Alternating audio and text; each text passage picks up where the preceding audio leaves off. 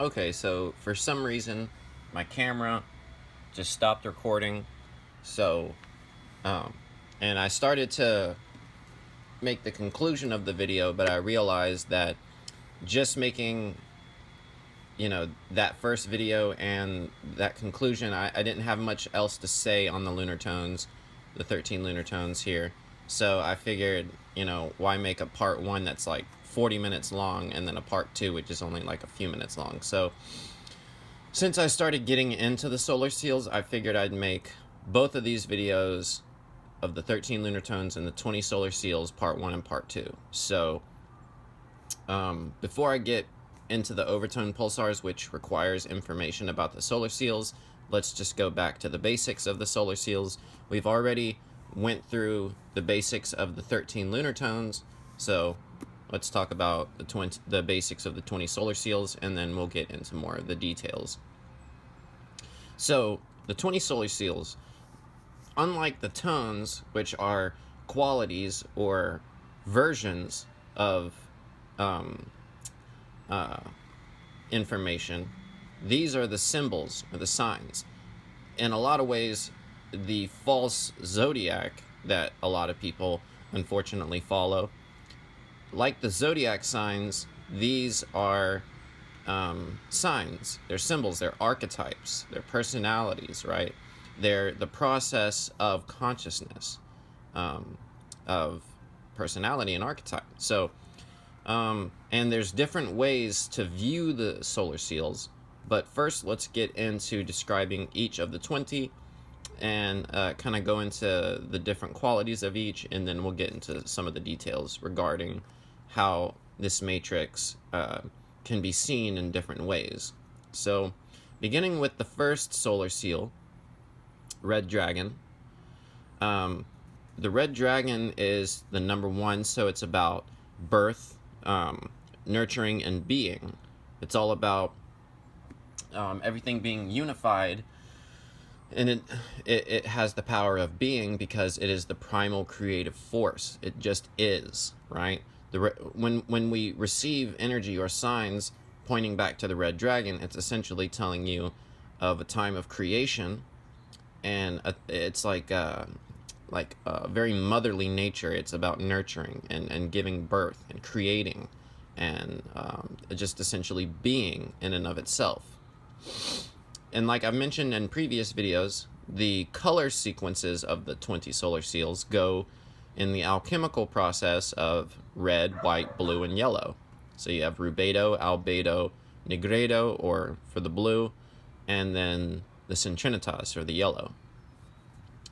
And then the second would be the white wind, that has the power of spirit, communication, and breath. So the white wind is all about the voice. It's about the power of breath, because spirit, the word spirit, goes back to the breath, like etymologically. So the second would be the white wind. The third is blue night, which has the power of abundance, dreaming, and intuition. Whereas white wind's more of like a conscious aspect of attuning by meditating and communication. The blue night is more intuitive and a sort of information that comes naturally through intuition and dreaming. The fourth is yellow seed. Yellow seed has the power of flowering, targeting, and awareness, but I've always thought of the yellow seed as focus, storytelling, right? Like Johnny Appleseed going around and planting seeds, etc. This has to do with the energy in which that we plant within ourselves, so to speak. The things that are manifesting the fruit of our actions and the things that we're doing. And the power of the yellow seed is to hone in and focus on things. That's why it's the power of targeting. So these first 4, Red Dragon, White Wind, Blue Night, and Yellow Seed, all belong to one particular group. And each of the 4 groups, there's 5 of them. So the first 4, 1, 2, 3, 4, belong to one group. 5, 6, 7, 8 belong to one group. 9, 10, 11, 12 belong to one group. 13, 14, 15, 16 belong to a group. And then 17, 18, 19, and 20 all belong to the fifth group. And they're all in sets of 4, so they all are red, white, blue, and yellow. The Red Serpent is the power of life force, instinct, and survival. This goes back to our spine. It goes back to our body. It goes back to the Kundalini energy, or the serpent in the Garden of the Eden around the tree, which is our spine, the DNA, the swirl of the double helix, etc. It has to do with the power of the movement of things. I also call Red Serpent, or I also call yellow seed the yellow flower, right? Because flowers and consciousness and focusing and visualization are all connected. Whereas the Red Serpent I also call the Red River, which refers back to the red rivers of our body, which is blood. But the Red Serpent manifests itself throughout all of creation as energy pathways, ley lines, or meridians, etc. It refers to the flow of energy through these lines, these little serpents, these little energy lines. And then you have the White World Bridger,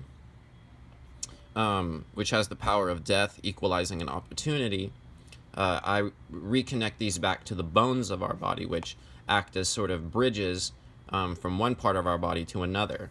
The White World Bridger is essentially all about how death is not the end, but a bridge to another world. It has the power of 6, and it essentially is about transcending. And I'll get into each of the different numbers and what I believe, or at least what I know, that the matrices belong to. 6 refers back to the spectrum of light, because there are 6 main colors of the spectrum of light. I don't know. Yeah, the light of the sun kind of darkened, made shadows, but here, let me try and adjust this real quick. Yeah. There we go. I guess that's a little bit better. But anyways, the White World Bridger is all about equalization. Going back to the 6th lunar tone, it's all about balancing. So I also call the White World Bridger the medium. It's sort of like, I don't want to say psychologist, but the World Bridger acts as a medium to connect things, to connect people, to connect events, etc. And then the 7th is Blue Hand. The Blue Hand, the mathematics of the Blue Hand, as well as the Serpent, are very interesting. But I won't get into that now. The Blue Hand is all about the accomplishment, knowledge, and healing. It's basically the power of, what I also call the Blue Hand, the power of creation, or not so much creation, but using the things that are created to build things, right? Because it's the power of the hands, right? Accomplishment.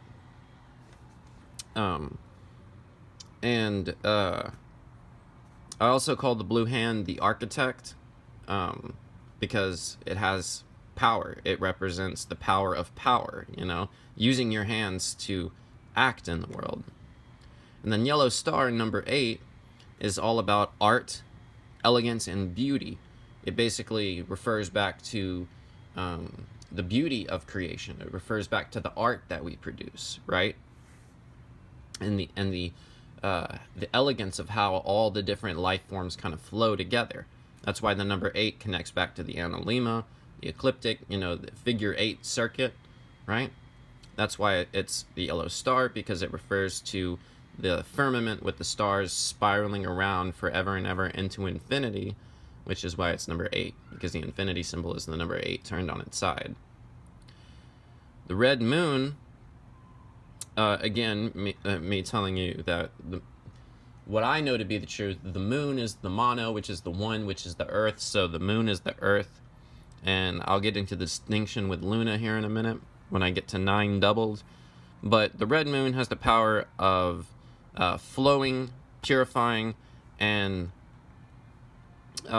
Jose Arguelles called it universal water, but I guess in a sense what I refer to it as the power of universal earth, because it is a red seal. The reds connect back to earth, the whites connect back to wind or air, the blue connects back to water, and the yellow connects back to fire. The red moon to me is basically the earth, more so in the sense of the consciousness of the earth. Basically, that the earth is a living thing that put intention into its creation, and remembering the red moon or receiving signs of the red moon is pointing you back to the earth is alive, she knows you, and she's looking out for you, and that there is a purpose behind all of this, right?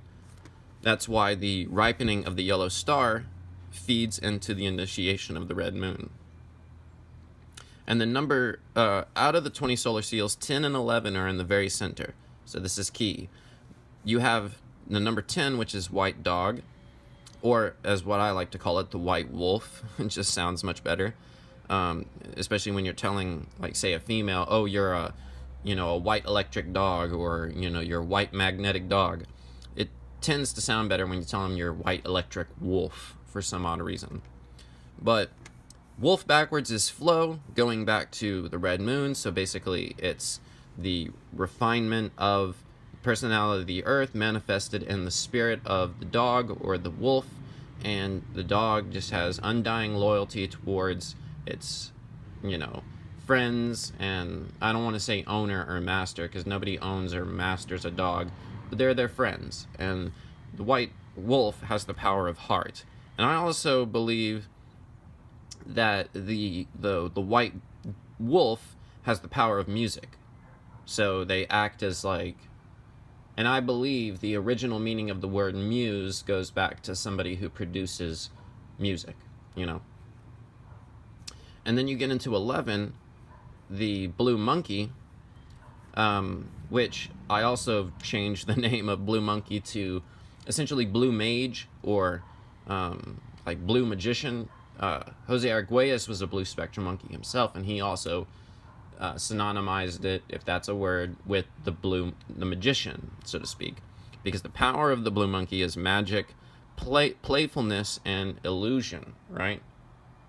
The blue monkey sort of acts as, since it's of a blue color, it goes back to do with the water, which is going back to the subconscious, which is the dream field. So a lot of times I receive visions of the blue monkey revealing or moving the curtain and showing what's behind, so to speak. So the blue magician, or the blue monkey, is all about teaching us how to have fun, right? To create, to break illusions, but to also generate our own illusions, the illusions that we actually enjoy, because everybody's got to create some sort of persona, or somebody's got to, create some sort of, vision of themselves, whoever they want to be, right? And so the power of illusion is not just shattering false illusions, but generating the illusion that we want for ourselves, so to speak, or the dream that we want for ourselves. And if you look at the characteristics of monkeys, they just tend to use like an instinctual ability of their hands to do all sorts of things, right? So it's kind of reminding us to, in order to utilize magic, just do what feels natural. Don't overthink it. You know what I mean? And then you get into number 12, which is the yellow human, which has the power of free will, influencing, and wisdom. Because all humans ultimately have free will, whatever they choose to do with it is their choice. There's a power of choice. And how do you use that free will and choice to influence things, right? And how does that affect you over the course of your life? Which, going from 12 to 13, the Red Skywalker, it's a very interesting distinction, 12 and 13. This is akin to 32 and 33, right? It's transcending from the normal human existence to 13 or 33, which is the transcended human being, so to speak. So 12 represents humanity in the sense of like everyday living, the things we do like, working in the garden, spending time with our families, fixing things, home life, etc. Whereas the 13, the Red Skywalker, represents the human being with the knowledge of time and the knowledge of mathematics and the spiritual knowledge of transcending.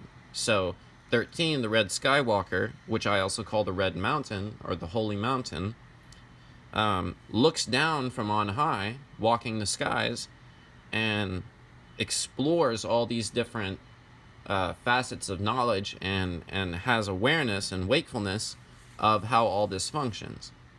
So the Red Skywalker is also known as the Prophet because they understand the rhythmic nature of time, and they can start to basically establish higher knowledge. The White Wizard is number 14, which utilizes that knowledge to basically problem solve. The White Wizard are also called the technician, the mechanic, the one who goes around like Gandalf, the White Wizard, and fixes problems. But unfortunately, a lot of people think that they create problems because wherever they go, problems seem to be there, but it's because the problems were already there. Or they think he was like a herald of doom, Gandalf, in Lord of the Rings. But the White Wizard is just simply going where the danger is and fixing things. He's a problem solver. And then you get into the Blue Eagle, which is number 15, and 13, 14, and 15. This is all encoded in Lord of the Rings and The Hobbit, which is very, very weird, but I'll get into that one day as well. And the Blue Eagle is also connected to George R.R. Martin, the writer of A Song of Ice and Fire, Game of Thrones, as you know. And that's a whole nother can of worms I'll get into one day. But the Blue Eagle is basically, whereas the Red Skywalker is the time reader, the Blue Eagle is the space reader, or the world reader. It looks at the physical forms of space and determines how those things all sort of work together in unison, right? The Blue Eagle is also like the scientist, right? The biologist. It looks at the different forms of life and starts to pick up on how they work, right? Because the Blue Eagle has the power of the vision or the eye and can see all things below it, right? You could think of the Blue Eagle as, like the scientist, if you want to look at it like that, the scientist. And then you have the Yellow Warrior, which has the ripened power of all the knowledge and being able to problem solve, and uses that to basically act as a Ronin, to go around and essentially have fearlessness or courage, right? To question things and to discern things. That's why the symbol of the warrior, the Mayan glyph that they used, was a yellow box with a question mark. And does that sound familiar? What does that sound like it comes from? It sounds like it comes from Super Mario, because that's where they got it from, right? The yellow box with the question mark on it. So the Yellow Warrior essentially goes into the darkness with a lamp, a light, and basically figures out the truth of things, right? And then reveals that knowledge to humanity and utilizes that knowledge to fight. That's why it's the Yellow Warrior. And then you have number 17, which is the Red Earth, and that's essentially the matrix itself, the bodies of things. It goes back to if you go outside and you look around and you see all the trees and the land and stuff, that is the Red Earth. It is the matrix. It is of nature, obviously. It's a natural matrix. It's not the false matrix that we all have gotten pulled into, but it's all about navigating. And it's all about evolution. Because you look around and you see everything evolving, right? And the power of Red Earth is also synchronicity. It's about maps, right? Because I'm a Yellow Warrior. So in a lot of ways I work with a lot of these number maps, because the seal right after me that I'm basically facing is the power of the maps, the navigation, and the synchronizing. And then you have the White Mirror, which is number 18, going back to number 9, the Red Moon. Me talking about, the distinction between a moon, which is the Earth, and the mirror, or Luna, right? Number 18 is Luna. When you go out in the night sky and you look up at night and you see that big white circle that goes through its phases, that's the White Mirror. And if you look at the gray portions on the surface of Luna, Those are the land masses reflected below. It's a mirror. And that's the power of 18, which in a lot of ways, if you look at various different mathematics, I don't know if you can see this, the shadows are kind of casting really weird. I guess the light on my phone screen is low, but I can't really see it on there. But the white mirror has the power of reflection and order, basically looking at how everything is mirrored. It's like you look at mirror neurons and you see how people affect other people and how people become like other people and vice versa. That's the power of the mirror, is the law and order. Number 18. And then you get into number 19, which is heavily encoded in the Quran. And the number 19, if you look at this is what is known as the vigesimal system, the system of 20. If you look at the vigesimal system, the number 20 can also be seen as the number 0, because once you get to number 20, it starts back at 1. Just like 364 and the 365th day at a time acts as 0. So when you get to number 19, you can think of that as not the completion, but if you think of the vigesimal system as of the 20 as 0, then that is like a form of complete. It is the very last step before completion. The blue storm has to do with the catalyzation of energy. It's the breaking up of stagnation, right? And I'll get into why I say all this stuff about these things here in a minute. But yeah, the blue storm is all about utilizing the power of the storm to basically destroy the old and make way for the new. And it can be very challenging at times. And then the 20th is the yellow sun, represents the all, or the unity of things, all contained within the sun itself. And when you basically come all the way to a kin that is a yellow sun seal, then it's the power of enlightening, which is not only just like shining a light on things, but it's also enlightening a heavy burden. So it's like lifting of a burden, and it all has to do with life and fire. So I guess I'll get into this now. So the 20 solar seals can be seen in various different ways. And first I'll get into the time cells. The time cells are breaking up in those groups of 4, like I mentioned earlier, right? The first 4 are all about input. It's about receiving energy from the universe. Red dragon, white wind, blue night, yellow seed. The second is the storing of that power, holding on to it, right? It's about extension. It's about continuing the process, right? It's about holding. You can think of it as inhaling and holding the breath. And then the third, 9 to 12, red moon to yellow human, is the process. It's about the change that occurs in the center. 3 is the center of 5, so it's the power of magic. It's the very center of all 5 time cells, right? And that's when it changes over to the output, right? Which is number 13 to 16. And that's whenever it gets expressed out of us and it gets pushed outwards. That's exhale. And then the last one, 17 to 20, is the matrix. It is basically holding it out.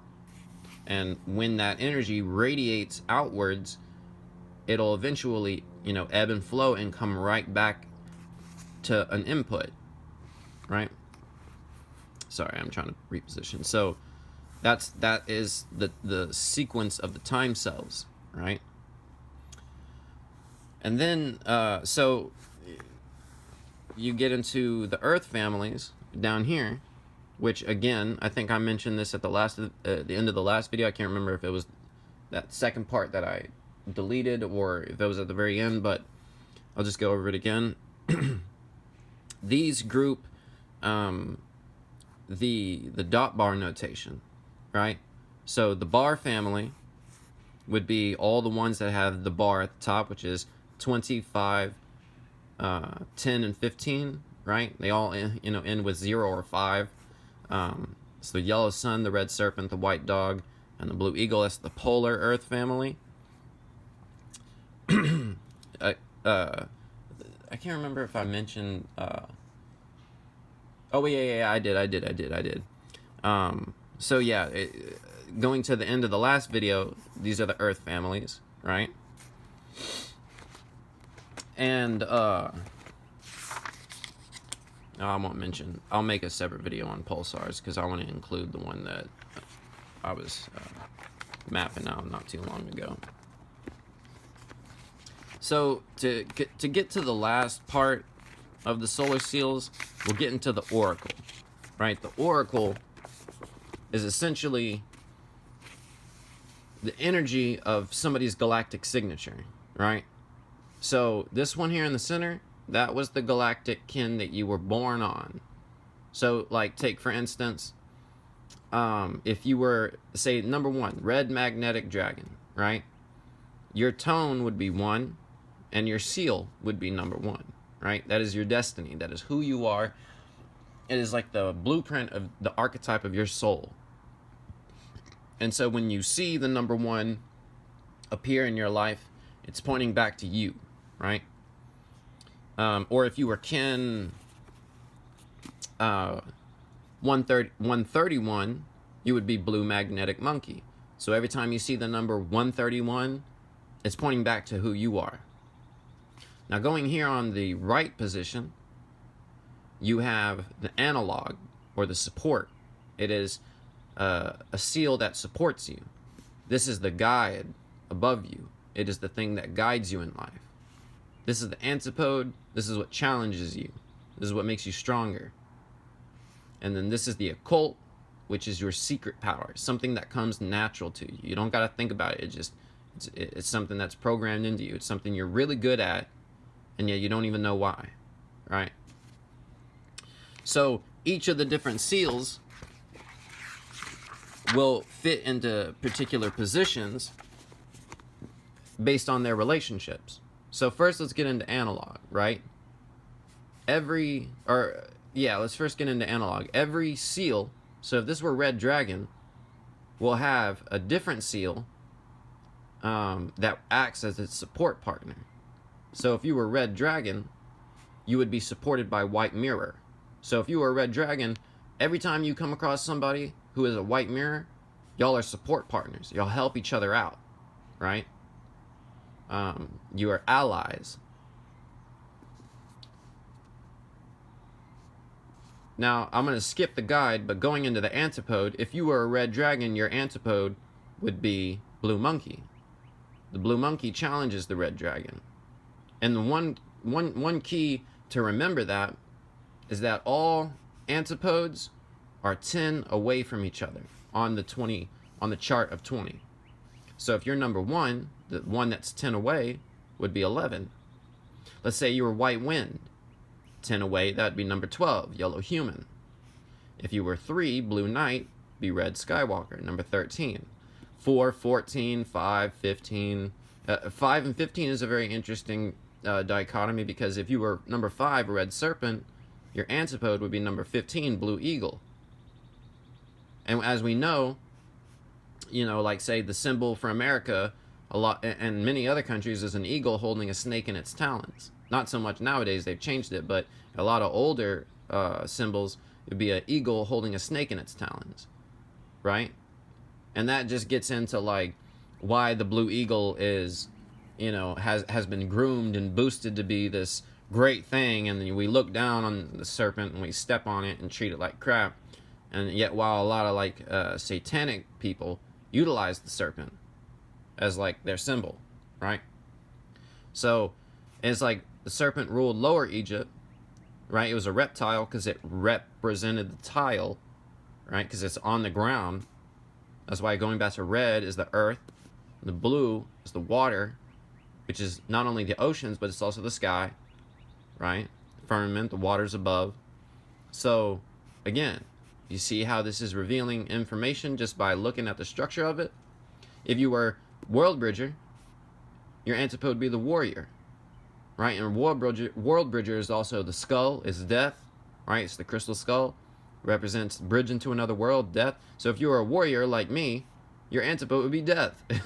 Like, it's one thing to tell people, oh, you're white dog or white wolf, so your challenge power is the sun, right? The sun is what's challenging you. Oh, big deal. You know, that didn't sound too bad. But if you tell somebody you're a yellow warrior, so your challenge is death, that's like a lot worse. So that's me, you know what I mean? Like, and if you were number 7, it'd be 17, you know, blue hand and red earth. If you were number 8, you'd be yellow star, white mirror. If you were number 9, red moon, blue storm, right? Then, because the red moon has the power of flow, but it's only because it's challenged by the storm to break up the stagnant energy of the flow to keep it moving, right? The storm cleanses the moon. The storm cleanses the earth. And then it'd be dog and sun, 10 and 20. So the antipode is always easy to remember because they're always 10 apart. 1, 11, 2, 12, 3, 13, etc. And the occult power, and there's exact mathematical matrices that determine why these things are the way they are. So don't think this is just randomly chosen. No, they're all based on various different mathematical matrices, and I'll get into that one day. But the occult power basically starts, say, okay, just as an example, right? For red dragon, it's yellow sun. So number 1 and number 20, right? So let's say that all 20 solar seals are on a wheel. And right here would be number 1, and you go number 2, number 3, around the wheel, right? And then this would be 20 on the other side, and be 20, 19, 18, 17, 16, going backwards, right? But 1 and 20 are the beginning and the end, so they're right next to each other. So, right? The occult power of the red dragon is the yellow sun. The dragon has the power of fire, right? Say, you go into the next solar seal, which is white wind, the second one. Then it would be blue storm, right? The storm and the wind. They have analog, or they have occult powers of each other. Because you go from 20 and 1 to 2 and 19, 3 and 18, 4 and 17, 5 and 16. You see how they're going backwards on the wheel of the solar seals? So yeah, like, or think of it like this, right? You have red dragon and yellow sun. Those are the occult powers. And then they go inwards. White wind, blue storm, white mirror, or blue night and white mirror, yellow seed and red earth, etc. And they go inwards all the way to the very center, which is white dog and blue monkey. And for blue monkey, it'd be white dog. You're mirrored. You see what I'm talking about? Anyways, and the analog, the matrix that determines that is here. Let me see real quick. I can't remember. I'll have to show it in a later video. But it also has its own structure that gives it to its support power. Now the guide is different. A guide is always different for your seal because it also includes, or it's determined by your lunar tone. Like, you need to know what your lunar tone is to determine what your guide is. Now, if you had tones 1, 6, or 11, say if you're a magnetic dragon, say if you're a rhythmic dragon, or if you're a spectral dragon, you know, 1 dragon, 6 dragon, and 11 dragon, then you would have then yourself as your guide. Like if you were, say, blue magnetic monkey, your guide would be blue magnetic monkey. Say if you were yellow magnetic star, your guide would be yellow magnetic star. Blue rhythmic hand, blue rhythmic hand. White spectral mirror, white spectral mirror. They're the same. So anybody who has a tone of 1, 6, and 11, they're all the same. Sorry, a cat just went berserk and climbed up a fence and then freaked out like it almost got attacked by something. But if you had tones 2, 7, or 12, right? The lunar, the resonant, or the crystal, then your guide would be 12 ahead. 2, 7, or 12 as their guide, 12 ahead. So if you were, say, Red Serpent, then you count 12 and you get Red Earth, 17. So if you were tones 2, 7, or 12, your guide would be, if you were a serpent, your guide would be the earth. Say if you're tones 3, 8, and 13, it'd be 4 ahead. So let's say you're yellow human. Well, you add 4, you get to 16. That's yellow warrior. You'd be a human guided by the warrior. Or let's say you're a warrior, it'd be guided by the sun because you add 4. If you were tones 4 or 9, it's 4 seals backwards. So if you were red moon, you go 4 seals backwards, you'd be the moon guided by the serpent. Or if you were serpent, you'd be guided by the dragon, etc. And then tones 5 and 10 are 8 forward. So like take me for instance, I'm Yellow Warrior, that's number 16. Well, you add 8, you go 1, 2, 3, 4, 5, 6, 7, 8. Yellow Seed, I'm a warrior guided by the seed. Now another interesting thing, and if you want information on your galactic signature, I can give you a link for you to go like to figure it out, or just ask me in the comments and I'll kind of give you more information. Just tell me your birth date, all right? I'll figure that out and recalculate it back to the Gregorian false matrix. But so for every seal, these 3 are always the same. So if you were Blue Knight, you would always be supported by the Yellow Warrior. You would always be challenged by a Red Skywalker, and you'd always have a secret power of the White Mirror. Because blue and yellow are support powers. Red and blue are always antipodal. And blue and white are always secret powers. Right? So, if you were a yellow seal, you'd have blue as your analog, white as your challenge power, and red as your occult power, and vice versa for all those.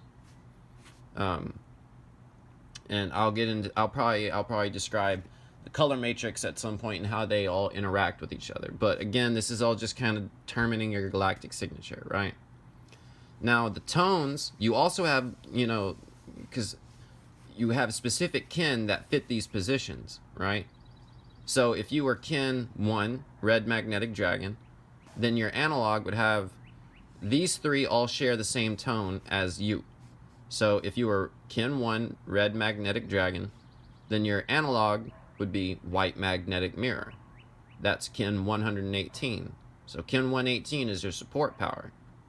So let's say it's the first day of the Zolkin. That's your day, right?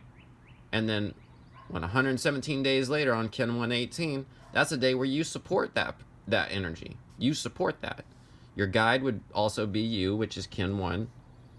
And then your antipode would be blue magnetic monkey.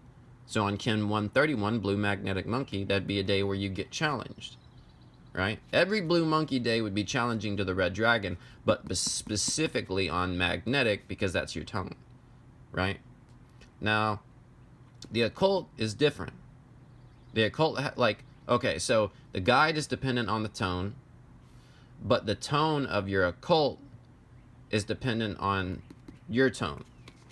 They all sum to 14, right? So let's say you are, I don't know if you can see this, but let's say you're number 1, you're magnetic, right? Then your occult power would be 13, because 1 plus 13 is 14. Say if you were number 2, if you were a lunar tone kin, then your secret power would have the power of the crystal, 12. If you were number 3, it'd be 11, spectral. If you were self-existing, number 4, it'd be planetary. If you were number 5, it would be 9. If you were number 6, it'd be 8. And if you're number 7, all of them would be 7. Like, it would be 7 as well down here, because 7 plus 7 is 14. So only the resonant tone can have the same tone for the entire oracle, right? So, for instance, me, I'm 5 warrior, overtone warrior. My occult power is of the Red Serpent, but it'd be 9 serpent, solar serpent. So the power of the overtone warrior, the occult power, is solar serpent. Where if I was solar warrior, it'd be overtone serpent. You see what I'm saying? Because 5 and 9 both make 14. Very simple stuff. I don't know why I feel like I'm going into the basics so much, but that's essentially the oracle. But another interesting thing is that each of these positions also go back to the G-breath. And I'll probably show like the various different maps that map out the G-breath, but this would be mouth, mouth, mouth, nose, nose, nose, nose, mouth, right? So if you want to tap into various different energies of your oracle, you can use a breath in order to kind of tap into those things. But another interesting thing is that each of these positions also represent a portion of the day. This would be midnight to 6 a.m. This would be 6 a.m. to noon. This would be noon to 6 p.m. And then this would be 6 p.m. to midnight. Right? So from like midnight to 6 a.m., it's an analog time. It's a time of support. It's a time that revives you. It's a time that heals you, because that's typically when people sleep. It's the nighttime. It's calming. It's soothing. And then from 6 a.m. to noon, that's typically when people get their day started. The sun is rising. So that's when we're guided. That's when knowledge is at its highest, right? Time to meditate and time to learn. And then from noon to 6 p.m., that's the portion of the day that most of us are active and we're out doing things in the world. We're working, going to school, whatever. That's the portion of the day when the sun is rising to its zenith. And so it's like you can just go out around like say 3 p.m. because this is noon to 6 p.m. You can go out right in the middle of it at like 3 p.m. and it's like there's all these sounds going on. There's liveliness. It's like the opposite. Everybody's asleep. Everything's quiet. Everything's dark, right? So that's the time we're challenged. And then from 6 p.m. to midnight, that's when our secret power comes out. Now these can be determined for the daily kin. So let's say, like for instance, today is kin. What is it? Today is kin 166, white planetary world bridger, right? So each portion of the day would have the different powers of the white planetary world bridger. So the support power of the world bridger is the red skywalker. So during the first 6 hours of the day, from midnight to 6 a.m., that has the energy of the Skywalker, red planetary Skywalker, which is kin 153, which gets into the Vesica Pisces and all kind of interesting mathematics. It's really, really cool. Planetary Skywalker is really cool, and I'll get into that one day. Then your guide for planetary world bridger, going back to the tones, number 5 would be 8 ahead. So if you were a world bridger, you'd be number 6. So you add 8, that's number 14, that's the white wizard. So your guide would be white planetary wizard, kin 114. So we've established the daily kin is 166. Your support power would be red planetary Skywalker, kin 153. Your guide would be white planetary wizard, which is kin 114. And then your antipode would be yellow planetary warrior, which is kin 36, right? And another interesting thing, you remember how I was saying like all of the solar seals, the antipodes are always 10 apart, like 1 and 11, 2 and 12, etc. Well, on the Zulkin, to find the exact kin number, right? Basically the seal and its tone, they're always 130 apart. I'll get into all kind of little details like that later on, but just as like think of that as like an interesting thing, because this is kin 166. This is yellow planetary warrior as the antipode would be kin 36. 36 plus 130 is 166. So you see how these mathematical matrices are exactly perfect with perfect symmetry and order to it? And then the occult power of white planetary world bridger would be, the seal would be blue eagle, but the tone would be self-existing. Remember I was saying all the occult tones equal 14 when added with the tone of the kin. So if this has the planetary tone of 10, then this would have 4, self-existing. So blue self-existing eagle is the last portion of the day, from 6 p.m. to midnight. So when you breathe nose-mouth at midnight, the energy of kin 153 would become very clear. You see what I'm saying? All these matrices are connected. By understanding how these things are connected, you can do a lot to tap into the higher mysteries just by breathing at a specific time of the day, reflecting on different archetypes. Like, it's crazy. But that's how the oracle works, right? That's how the oracle works. So as you can see, the relationships between, sorry about that, the relationships between the solar seals are very important, right? You remember you have the time cells, the sets of 4, so 1 to 4, 5 to 8, 9 to 12, 13 to 16, and 17 to 20. You have those sets, remember?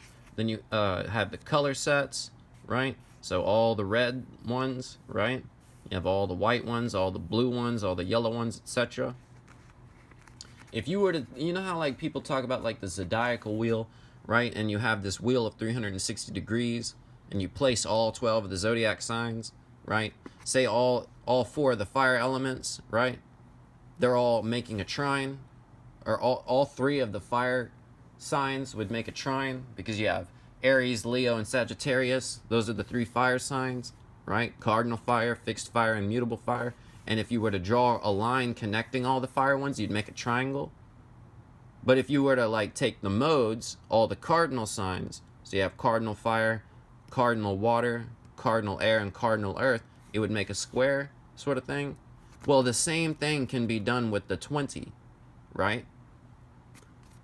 I don't have time to draw it out, and I didn't have time earlier. I can only really make these videos where I show stuff when the sun's up, because the current lighting that I have right now is not bright enough to make videos at night. So that's why I don't make videos very often. But if you were to take all the reds, right, there's 4 of them, so that would make a square, right? Whereas if you take all the ones of what was it? I can't remember, but I'll get into a lot of these details later on. But essentially, each of the solar seals relate to the other solar seals in very specific ways, right? Some of them are connected through their oracle. Some of them support every solar seal will support another one, be guided by another one, be challenged by another one, and have a secret power of the other one, and vice versa. So essentially, now reflecting on these last 2 videos I've made for this day, which I feel like is all over the place. I don't know if at this point